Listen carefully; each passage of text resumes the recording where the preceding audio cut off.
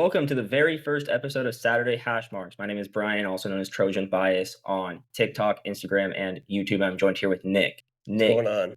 Nick, we got a couple big things to talk about first. Penn State goes on the road, loses to UCLA in the Rose Bowl. And this is a UCLA team that we thought wouldn't win a game. They lost to New Mexico. They lose to Northwestern. They fire their head coach. They fire their offensive coordinator week of that Penn State game and bring in a guy who doesn't know how to use a headset. Yeah. Wild. I mean, I credit to Jerry Neuheisel, credit to Tim Skipper, old Fresno State head coach, but credit to them. This just kind of shows you James Franklin. I mean, just can't win the big game. This Truly. one, I don't even think it's not winning a big game. It's not winning a A game. game, I guess. Yeah, I mean, can't win the big game, and then I think they just kind of were in that lull. They just, lose the big game, still that hangover allowed UCLA to just kind of pounce. And like I said, credit to the coaches. Nico actually played good for once this year. Probably going to be James Franklin. That's probably his worst loss. 100% his worst Probably loss. his worst loss. He's had some bad losses. 2016 Rose Bowl, loses to a Clay Helton-led USC team. Runs the same play twice, almost picked off the first time and picked off the second time. But this is different. I mean, this is a team that, like I said, this UCLA team is awful. Yeah, and they just can't win on the road. I mean, it seems like every time they go on the road, they play that crap. I mean, like you said, with USC a couple of years ago, even Tyler Warren bailed him out, basically. And I still have flashbacks from that game. Now, the travel, does that play a role in this, do you think? I think so. USC, UCLA traveling, Oregon traveling, it's hard. I mean, you see it in the NFL, the freaking pros can't even handle the travel. So, I mean, it's even harder on the college kids. I think that's why people are so mad about conference realignment. But it is what it is. I mean, they signed up for it. Now they got to play it, 9 a.m. local time. Yeah, I know. On the East Coast. That USC Illinois game at 9 a.m. That was weird watching a football game at 9 a.m. Yeah. Used to watching the Trojans at 7:30. Pac-12 after dark. We'll bring that back. Now, what does this mean for Franklin's future at Penn State? I think we got to ask that question. I think it's time that we have the question, we have the conversation about Franklin's future. Like he's gotten them to a good place, right? They were pretty bad with Bill O'Brien. They had sanctions. They hired Franklin, and he built them up to a top 12 team, but a top 12 team that cracks under pressure. Is it time that we say Penn State says, "Hey, James, thanks, appreciate the service. Thanks for getting us to this point, but we need to go get a championship caliber coach"? I think so. I think it's shown that he can't win the big game. Is that just in the last few years, or is that his whole career? That's his whole career. Yeah. Now he was at Vanderbilt, so that's going to play a role there. But 1-15 against top 5 schools. Yeah, it's not good. I think they have to can him. I mean, Penn State's got the money. Just pay the buyout. No, I agree. I think if you're going to have championship aspirations and championship expectations, you need a championship caliber head coach.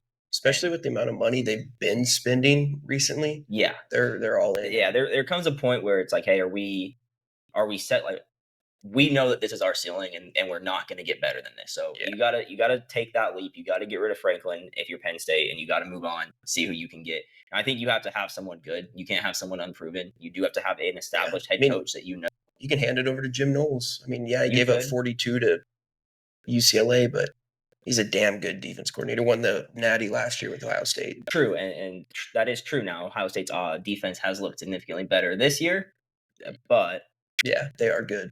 But they got, Reese, Downs. Yeah. They got guys at every level. Yeah, I mean, Sonny Styles is still there, I'm pretty sure. Yeah, they've given up 25 points in 5 games. That's insane, and that's a pretty similar personnel group that Jim Knowles had at Ohio State. But I don't disagree. I think Jim Knowles would probably be a step up over James Franklin. Now, also, though, on Saturday, we saw just how bad Texas is. Look, Texas goes into Ohio State, first game of the season, and they don't look good. It was a one-possession game, but watching that game, it was very clear that Ohio State dominated that game. And more surprisingly, Arch looked horrible. Yeah. Arch, who was supposed to win a Heisman, lead Texas, he was supposed to take over for Quinn Ewers. Quinn Ewers had hit his ceiling, and Arch was going to come in and elevate Texas to that next level, and he hasn't looked like it whatsoever. But then they go and they play UTEP, and you see him flexing over, Arch flexing over a UTEP player, not a great look. Was it UTEP or was it Sam Houston? Sorry, it was Sam Houston. I get those Sam Texas Houston, schools. yeah. Yeah, sorry, Sam Houston. He goes to Sam Houston, flexes over the Sam Houston player. I mean, yeah, I agree.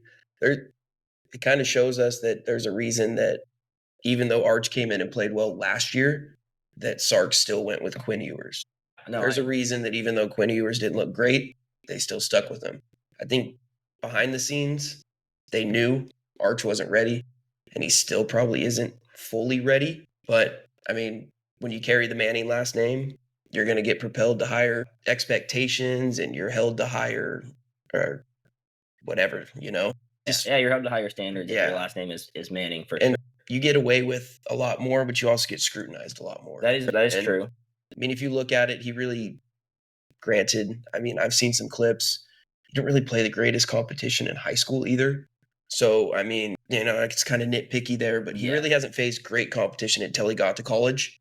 So he is trying to learn on the fly. He's young. I don't think he comes out in the draft this year. I don't think he should come out in the draft. He Oh, probably should there's no stay way. at least next year. And I mean, he's got what, 3 years left? Yeah. 2 years after this year. Yeah, no, he has He definitely needs to stay. Yeah, I agree. He definitely needs to stay. He definitely has time to get that draft stock back up. And He you is the see- most athletic Manning there He is is. out there. I mean, He is the most he's got that going for him. He's got a good arm. I mean, early on in the season, it looked like he was throwing hurt.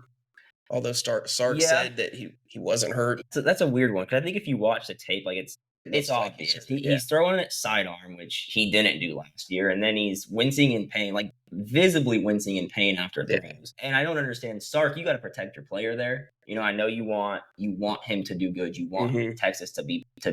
I don't even know who their backup is. That's why they haven't benched him. See, I don't know who their backup is either, but I think you also kind of have to have that conversation, right? Like, is it time to move on from Arch? So Texas can rally. It's one. They have one conference loss. Defense isn't. Their defense has looked really good. Right here, I mean, 5th in points per game. They give up 12 points a game. They're just on the cusp of top 10 in total yards and rushing yards given up. And third down percentage, they're top 15. I mean, they're still good. Yeah, They still have a chance. They're going to keep them in every And game. you can say, people will say, oh, well, they haven't played anyone. They held Ohio State to 14 points. They held Ohio State to 14 points. So they definitely have played good competition. And I don't think that's really the reason that their defense is playing so well. But if they can rally, and if Arch getting benched is the best bet to do that, you got to look at that at least. You're going into an Oklahoma, you're going into the Red River Shootout, a big game for Texas. I mean, probably their biggest game of the year, maybe A&M, but probably their biggest game of the year. It's a conference game in the SEC. If you think that you have a better shot, or you got to at least ask the question, if you have a better chance to rally off some wins by benching Arch. Yeah, I think it's a little too early for that. Okay. But, I mean, if they lose the Red River, and I'm not sure who they have next, but, I mean, if they drop, 2 more games, then probably questions might need to be asked. Yeah. See, But also give him as much experience as possible. That He is needs it. true. You don't think that being benched, being able to clear his mind, and maybe they frame it as like, hey, you know what? There has been some things going on with his shoulder. The If that's tests were true, negative, and just give him some time, take the pressure off. if that's true, then bench him. But if he's healthy and he has no risk of injuring himself further, then just keep playing. Get as much experience as possible. Get all the reps as possible. All right. Because, I mean, you don't want to be like an Anthony Richardson or, someone that doesn't play a lot of college football, and then you get drafted and you just don't know what to do. Play as many games as possible. Get as many reps as possible. Fair enough. So with the SEC, with us talking about Texas being able to move to still rally and make it to the SEC championship game, this is a year for conference championship games where almost every conference, I would say outside of the Big Ten, is completely up for grabs. Completely up for grabs, right? Mhm. The SEC, a lot of parity in that league. I mean, I could realistically see like the top 4, 5, 6 teams all getting in there. You look at it and there's like a top 15 matchup. There's at least 2 top 15 matchups every week inside of that conference. You see times that you're like, oh man, Georgia, Alabama looked down and Georgia's going to win that game, and then Alabama wins that game. There's so much parity. It's almost it really is an any given Saturday conference this year. You have Ole Miss that's looking good, A&M that's looking good. Alabama, since that Florida State loss, is looking really good. Missouri's sneakily looking good. They have Ahmed Hardy who's rushing for over 100 yards a game. You have Oklahoma with Mateer, who was looking really good.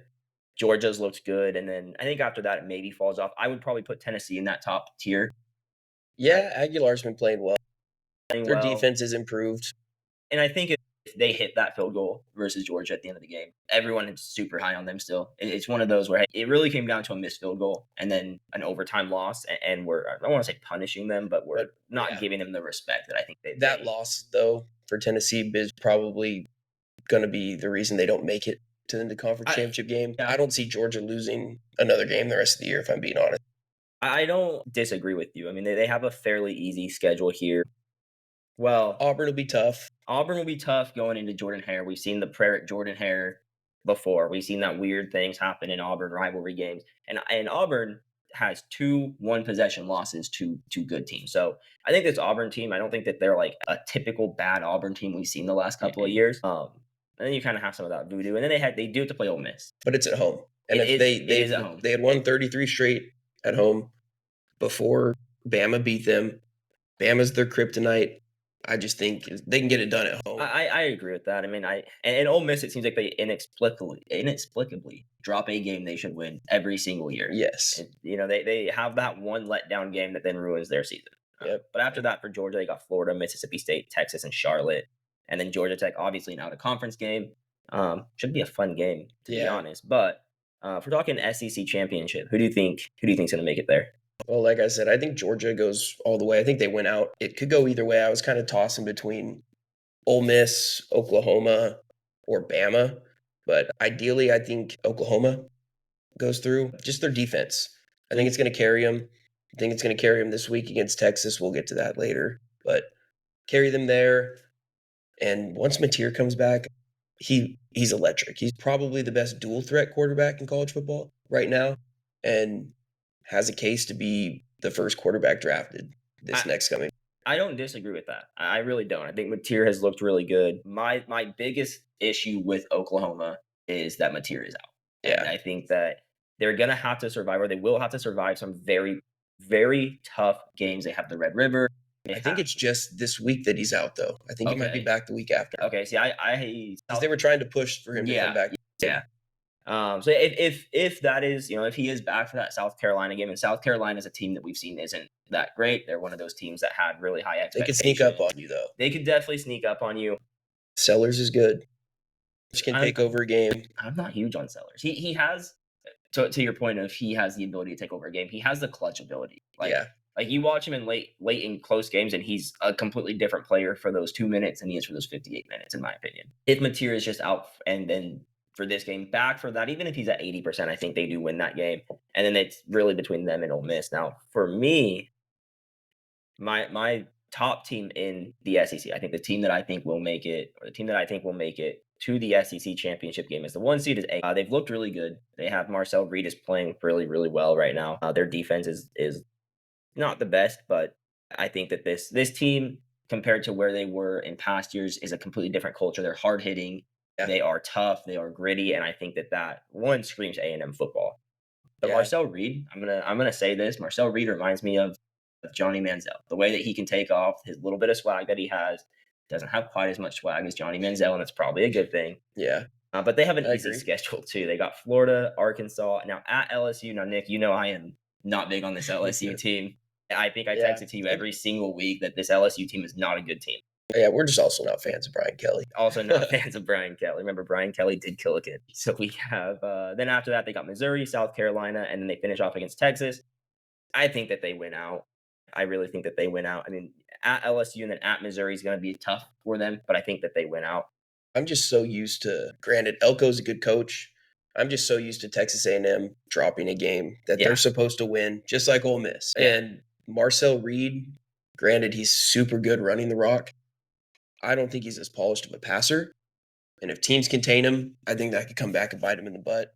They are pretty good defensively. I mean, they've played some good teams, and I mean, they have given up some points, but if they can score more than you, then I mean, they could win every game. No, I agree with that. I 100% agree with that. And then for my other team in the SEC championship game, I think I got to go Ole Miss here. I think this is going to be the year that these trends break, right? We've seen Texas A&M drops a game they should win. Ole Miss drops a game that they should win. I think this is the year that breaks. I think that both of those teams look significantly better, and Trinidad Chambliss has looked really good. Now, his biggest flaw, his biggest kryptonite is the fact that he has almost no college football experience. At least at the D1 level. Well, even in the D2 level, I think he only started like one game. Played. I think he was the quarterback all. Was he the quarterback all season? When I was looking for his stats, when I was looking for his D2 stats, I only found one game on there. I know he won a natty. I'm pretty sure with him too. That was the game. I saw that he won the national championship game. So it could have been D2 stats are hard to come by. And you're looking at D2 stats and they're going to show the national championship game, right? But yeah, I think he's real good. No, he has looked really, really good. And one of those kids that just, fell between the cracks and should have probably been recruited out of high school. I can't imagine he developed that much at the D2 level to go from no D1 offers to where he is now. So it looks like in 2024, this past year, threw for just under 3,000 yards, ran for just over 1,000, had 26 passing touchdowns and 25 rushing touchdowns. Okay. Yeah. Okay. So it's tore it up in D2. He was I think that's the conference player of the year, first team All-American, was a finalist for their Heisman. Yeah. And then he led them to their third national title in 4 years. Okay. So I was wrong on that.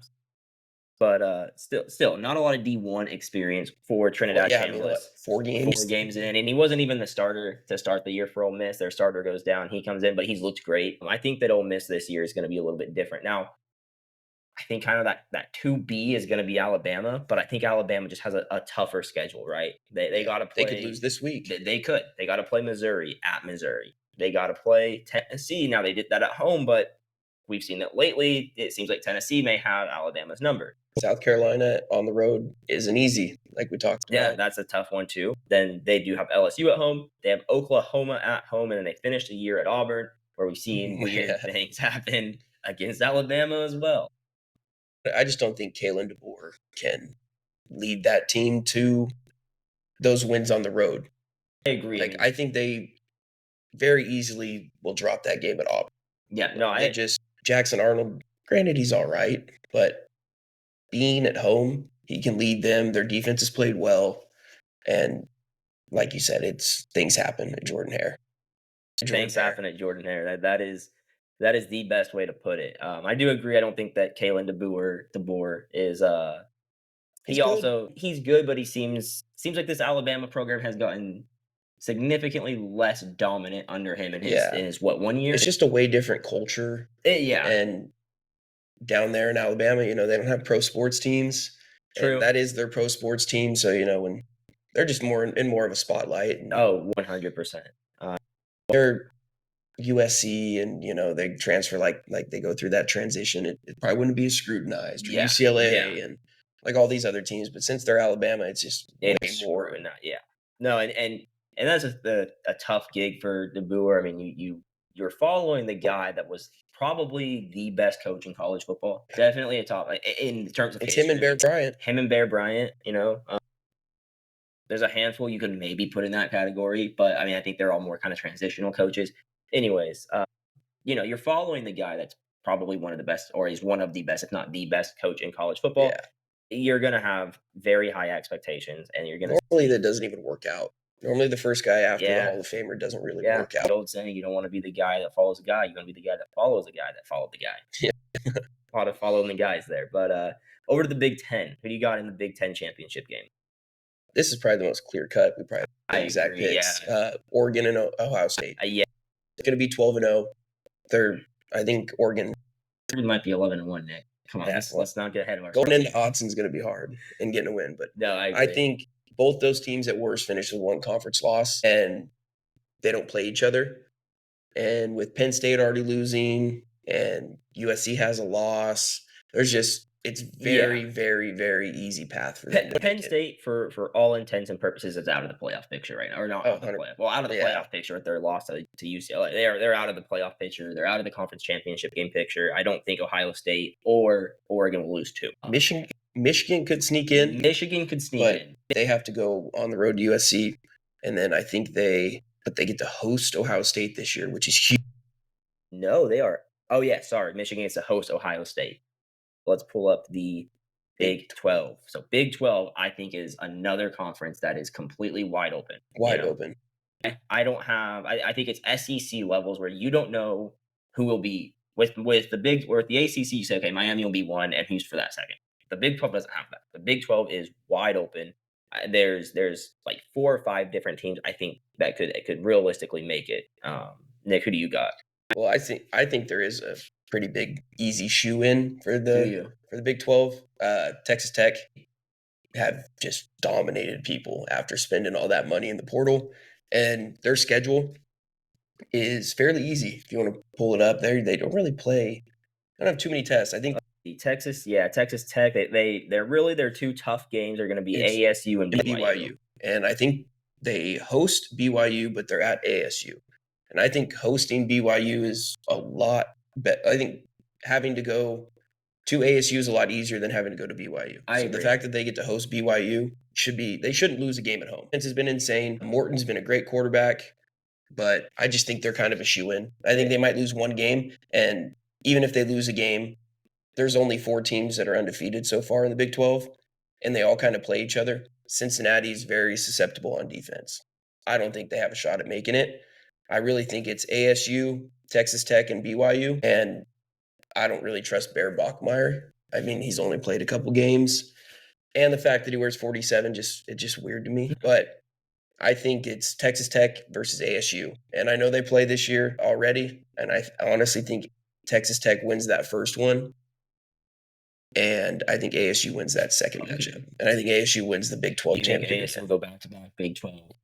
Okay. I like Kenny Dillingham. They just are a lot different than they were last year.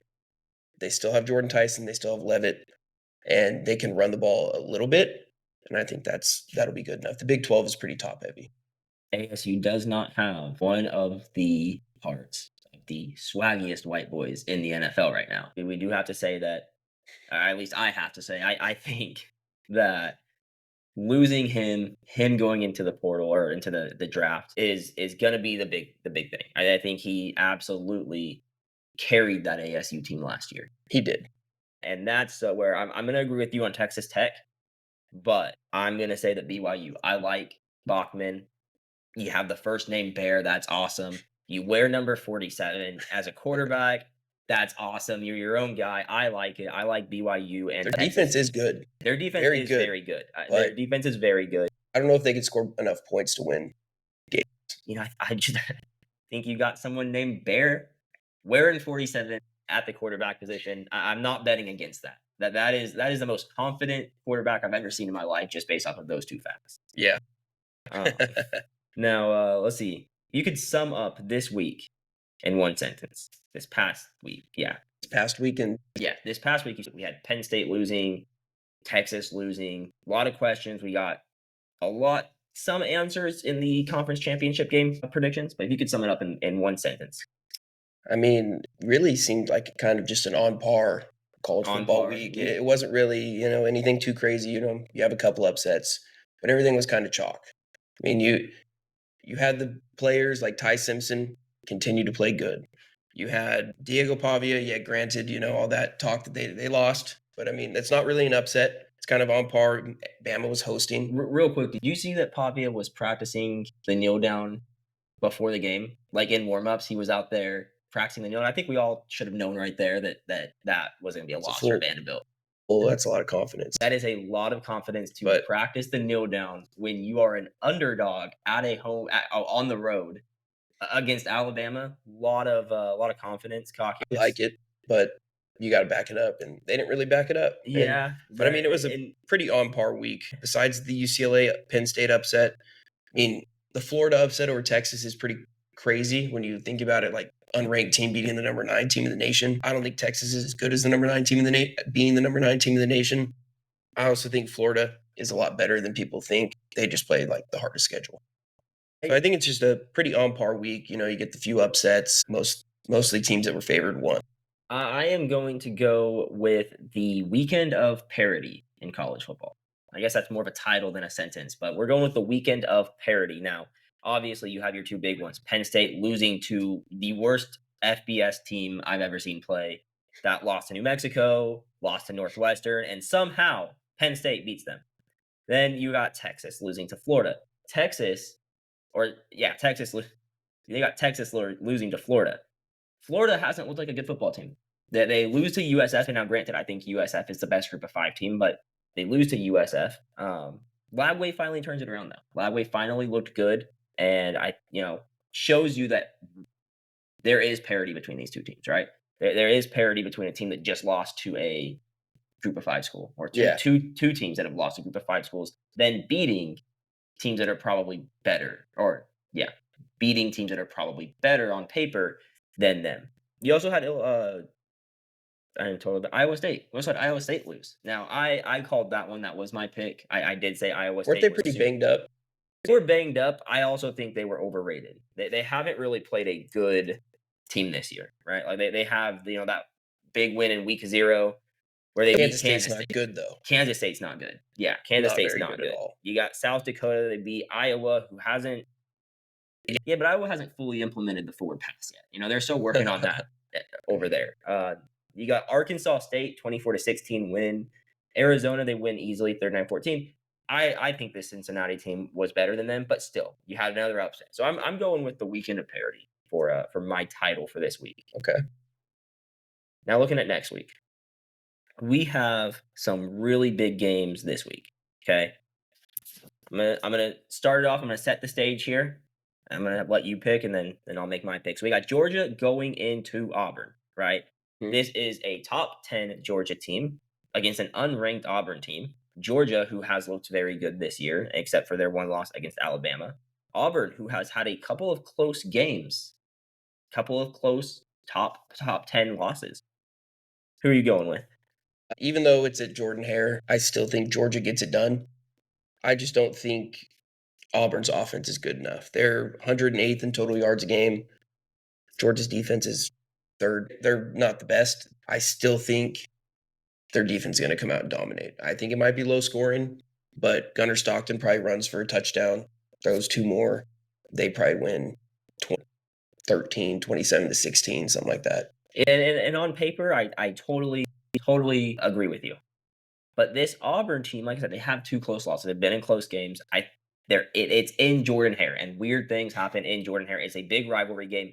I'm going with Auburn here. I think Auburn is totally the team that can upset Georgia here. Give Georgia their second loss. Georgia will be 0-2 against teams in Alabama. Did Georgia lose into the state of Alabama? And I think we'll have this game. I think Auburn will win this game. They do have to run it. They do have to run the ball, and I think that they need some of those. They need those balances to go their way, right? Run the rock, convert third downs, play defense. That's how Auburn can win. Auburn's not good on third downs. They are pretty good at running the ball, but we'll see. I think Georgia's defense helps them prevail. All right. Now we got the number 15th ranked Michigan Wolverines going into the currently unranked, going to play the currently unranked Trojans in the Coliseum. Now, first of all, I will be at that game. I will be at that game. I will be doing everything I can to make Michigan have some false starts or burn some timeouts. It's supposed to be sold out. It is sold out. And I don't remember the last time the Coliseum's been sold. I don't remember the last time the Coliseum. It wasn't against Penn State last year. And the Coliseum was rocking on a Saturday night against Michigan State. I think the Coliseum will be absolutely rocking. Yeah. I think it's going to be a very tough environment for Michigan, which we're not used to saying about USC. We're not used to saying that they have a hard place to play.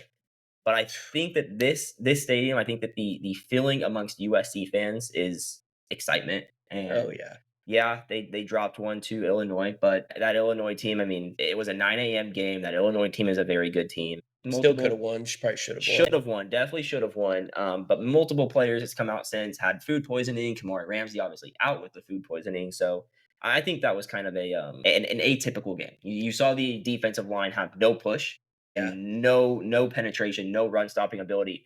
Something that D'Antolin's defenses have been very good at doing in every other game until this one. So I think it's an uncharacteristic loss, bad performance by the defense. Now their secondary is still suspect. But is Underwood the guy that's going to be able to throw the ball to win a game? Can Underwood win you a game in the air? I don't think he's gonna. I don't think he needs to. You don't think he needs? They can run the rock, and he can run the rock himself. He can. Non-bias here. No, I am picking USC. Michigan has to travel. USC. The one thing that scares me, I really think it's going to be a shootout. I think it's going to be a shootout. I think it's going to be one of those old school Lincoln Riley games. Just shootout. The defense, like you said, didn't get any push and did not stop the run. And that's what Michigan wants to do. And I think Michigan is going to see that, and they're going to just try to run the rock. And I think they probably will succeed.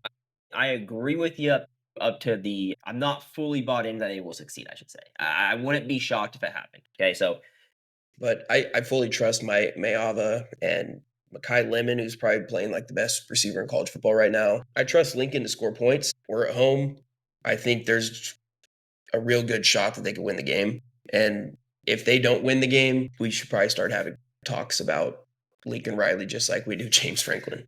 So offensively, I'm gonna say offensively, I agree. I do want to throw one more thing in there. We haven't seen a Lincoln Riley team run the ball this well. That's true. We've seen him air the ball out, give Caleb the ball, try to give Miller the ball, a lot of RPOs. We haven't seen a USC Lincoln Riley team run the ball this well.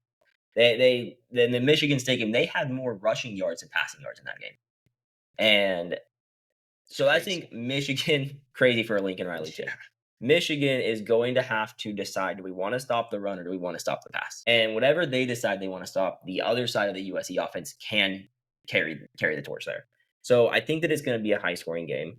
Or at least, yeah, I think it's going to be a high scoring game. USC's defense has looked suspect, especially in the secondary. I wouldn't say that I am fully bought in that Michigan can run the ball on USC. I think it will be a little bit of a dog. Well, I think it'll be a huge dogfight in the trenches. I think that those two trenches, these two D line and O line, will be completely just going at it, and it's going to come down to that. Can USC's defense recover after that Illinois game, coming off of a bye week, and get the push, get the penetration? The other part will be if Bryce Underwood is able to dominate the USC secondary. Now, this USC secondary could absolutely make him look like a Heisman contender in the air, something he hasn't been doing. So I'm taking USC as well. I think at home, Michigan travels. I have no doubt that the USC offense will score. My only doubt is whether Michigan will score and try to keep up or not. But I don't think that Michigan will be able to keep up on the offensive side of the ball in a shootout with a Lincoln Riley team. Okay. We got another Big Ten game. We got Ohio State and Illinois. I think Ohio State goes in there and kicks the shit out of them. I'm gonna. They're giving up 5 points a game. 5 points a game. They're giving up 25 points in 5 games. Granted, Illinois scoring 37 a game, which is top 25 in the nation. And I think they get more than 5 points. They are at home. Ohio State, I think, will do a lot of what Indiana did, and I think we see a 20-plus point victory. I am with you. I think Ohio State will dominate this game. Illinois, I don't think that Altmaier can do a shootout against or win in a shootout against Julian Sayin. I think Illinois is good, not great. And Ohio State is great. I like Ohio State there. Yeah. That's that. To me, they're going to win pretty easily. And then going on, we got a top 15 matchup here. We got number 14, Missouri. The Mizzou Tigers are hosting the Alabama Crimson Tide, ranked 8th. What are your thoughts? Well, it's going to be tough for Bama on the road, but when you have Ty Simpson probably playing like the best quarterback in college football, Nick Saban's last disciple at the quarterback position, talks like him, mannerisms are like him, rallies the team like him. I think that first game of the season, it's teams never end up being what they are in that first game of the season, typically. You never really know who you are until you hit someone else. And they've kind of figured out who they are, and they've changed what they needed to, and they've rallied off 4 or 5 straight games. I think it's 4 straight. And I think they go into Missouri. I no doubt it'll be packed. I just don't think it's as big of a hostile environment as most of the other schools in the SEC. And I think Bama is used to playing at, the Jordan Hares, playing Georgia. They've already gone in and beat Georgia in Georgia. I think Bama goes in there, wins the game. I think that one will actually be a little bit more low scoring than people think. I'm not saying 13-10 type of game, but 21-20, 24-21, 24-20 type game. Yeah, I agree. I think that, Bama's offense since that Florida State game has looked absolutely incredible. Ty Simpson is playing well. They have Jam Miller back. I don't think Ty Simpson's thrown a pick this year until I don't last think week. He will, yeah. Or he will. Maybe. I think he has. But Bama has looked like a different team. And then they get Jam Miller back, who Jam Miller is off to a huge hot start. I think he has 2 games since he's been back. He's rushed for over 100 yards. But on the other side, they do have to travel to Mizzou. Mizzou has Ahmed Hardy, who is probably the best or top 5 running back in college football right now. So I think that is good too. Who? their quarterback, Bo Yeah. Pribula. Penn State could have had him Penn if they State could have chose had him. Drew to keep Drew out. Yeah, and that one, we were talking about this the other day. We just don't see how you do that, but I think that Bama will end up winning this game, though. I think Ahmed Hardy will try to run all over Bama's defense, but I think that Bama has a pass and running game, and they have a much less good pass game compared Yeah. to Alabama. So, like you said, they have dealt with those tough environments. I don't think that's a factor in this game. So I like Bama here as well. Moving over to another Big Ten game, we got Indiana and Oregon. It's in Autzen. I think Oregon wins pretty easily. The scoreboard, I think, might be lit up with points. I think there might be tons of points, but I don't think Indiana can score enough on that Oregon defense. It's not against Indiana's offense. It's just that Oregon defense is so good. I think they're definitely a top 5 defense. They're probably number 2 behind Ohio State, just ahead of Oklahoma's defense. I think they'll score points. Both teams are averaging over 46 points a game. So I think there will be points scored. I think it might be like a Bama Mizzou game, just not crazy high scoring, but good amount of points 48, 52 points, something like that. I'm with you. I think Oregon wins. I mean, just the fact that it's in Autzen, Autzen is the hardest place to play on the West Coast easily. I mean, that the stadium's designed to sound back at Yeah. those Ducks fans. Now, there weren't a lot of them 20 years ago, but now that they're good, there's a ton of Ducks fans, and they're loud and they're a little rowdy. So that's going to be going against Indiana. I don't think Indiana is actually that great of a team. I think they beat up on an Illinois team that had 7 of their top 8 DBs out, right? And well, yes, they got a lot of sacks in that game, and their defensive line looked good. Their blitzing looked good. I just don't. I think they got elevated way too far after that game, or way too high after that game. I don't think that they're a top 2 team in the Big Ten, and I think Oregon is a top 2 team in the Big Ten. So I'm with you. I'm taking Oregon on that one, and then we have probably the biggest or one of the biggest games of the season here. Lots on the table for both teams. And it's a rivalry with Oklahoma and Texas, the Red River rivalry, Red River shootout, whatever you want to call it, neutral site game. Well, first off, I think this one is going to be really low scoring. Really low scoring. Texas's defense is elite, not as elite as Oklahoma's. Oklahoma is giving up 7 points a game. They're only allowing opponents to convert like 17% of their third downs. They don't even give up 200 yards of offense per game. Arch has struggled. Their running game isn't that great. I think it's going to be a very low scoring game. I think it's going to be very close, though, because Oklahoma won't have a material. Very close game. I'm still going to lean Oklahoma. It's a neutral site game. The fans will be split 50-50. I think Oklahoma defense can pull it out for them, and their backup quarterback can lead them to a victory. I'm with you on that one. I think that Texas is bad, and not only is Arch bad, and not only is their run game bad, but their offensive line is bad. I guess a silver lining for Arch, or to give Arch some credit, he has been under a ton of pressure, which could be, you can blame Arch for that, calling the wrong pass protections. You can blame Arch looking bad on the offensive line. There's a lot of kind of things that play into each other there, but that whole unit has not looked very good. I think that's going to be a Oklahoma. great game, though. Oh, I think it'll be a great game. Oklahoma and I will not be able to watch it. It is at the same time as the USC Michigan team game, I believe. No, it is before, but I will be at the Coliseum at that point. So I will be be on my multi-view on YouTube TV. Oh, see, I'll be going between tailgate, just trying to, tailgate, trying to get a look at that game. But that's what I did actually last year for the kind of a tangent here for the Ohio State Michigan game.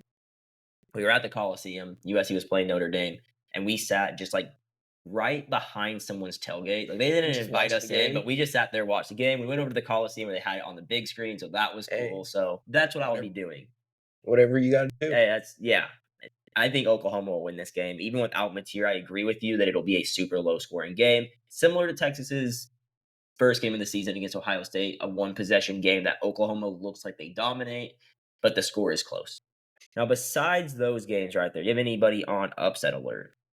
So I've got 3 teams on upset alert, and I think we have one of them the same. Yeah. The first one, I actually have North Texas beating USF this week. Drew Mestamaker, their quarterback, 11 touchdowns, no picks.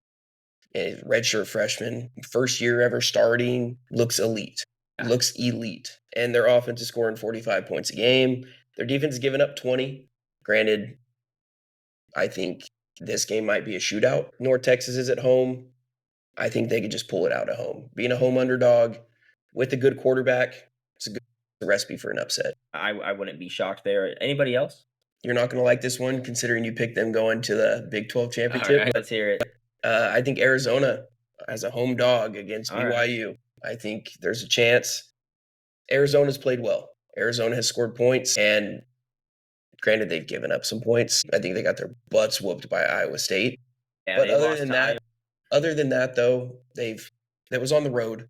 That is true.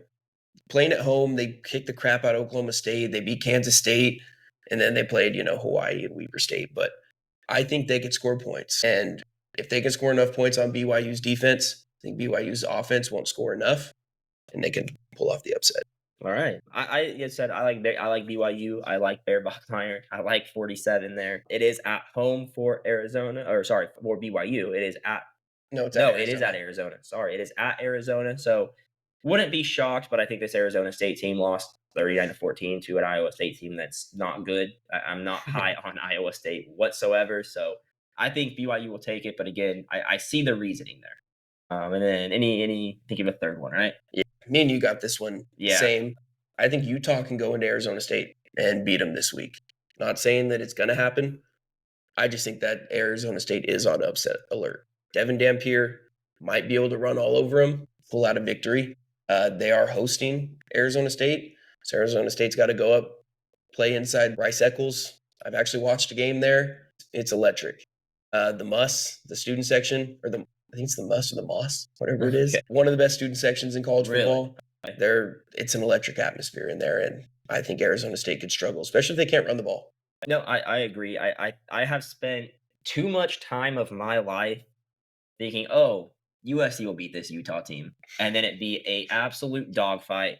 There was a year, I think it was 2017, 2018, where 8-year backup quarterback Matt Fink plays for USC against Utah and looks very good. Utah was ranked, USC wasn't. I'm very used to this Utah team that is ranked when they shouldn't be and shouldn't be ranked when they are. And I think that this Arizona State team, I'm not sold on them yet, right? I mean, like I said, they lost their key running back there. That their running game hasn't looked the same, and I just think that Whittingham is a great coach. Like you look at what he's done at Utah, and they were Group of 5 when he took them over.